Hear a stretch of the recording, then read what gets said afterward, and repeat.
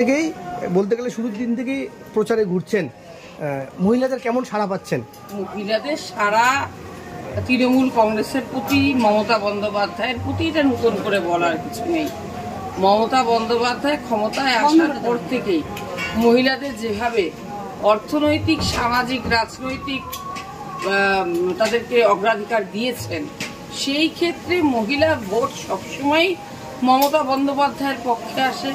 তাই মহিলাদের সারা, আর বিশেষ করে লক্ষ্মীর ভাণ্ডারের মায়েরা, কন্যাশ্রীর মেয়েরা, রূপশ্রী যারা পেয়েছে তারা, যারা সেলফ হেল্প গ্রুপের সুযোগ সুবিধা পেয়েছে তারা, সব মানুষরা, সব মহিলারা আমাদের সাথে আছে।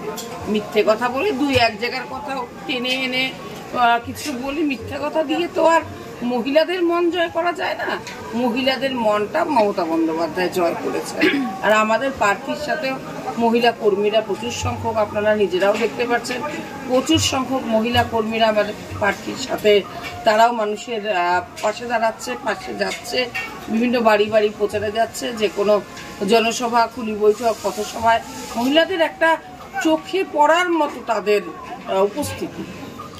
একেবারে ভোটের আগেই রাজ্যের মুখ্যমন্ত্রী মাননীয় মমতা বন্দ্যোপাধ্যায় মহিলাদের যে লক্ষ্মীর ভাণ্ডার বলতে গেলে দ্বিগুণ করে দিয়েছেন। ভোট বাক্সে কতটা প্রভাব পড়তে পারে? 100% প্রভাব পড়বে। প্রথমেই তো বলে দিলাম, মমতা বন্দ্যোপাধ্যায়ের সাথে মেয়েরা আছে, কে কোথায় কি চিমটি কাটলো সেটা আমাদের দেখার বিষয় নেই। মহিলারা মমতা বন্দ্যোপাধ্যায়ের সাথে রয়েছে। সাম্প্রতিক সময় কোনো অভিযোগই তো আপনারাও জানেন কি অভিযোগ, সেটার কোনো মানে অভিযোগের কোনো ভিত্তি নেই, অভিযোগের কোনো লাইন নেই।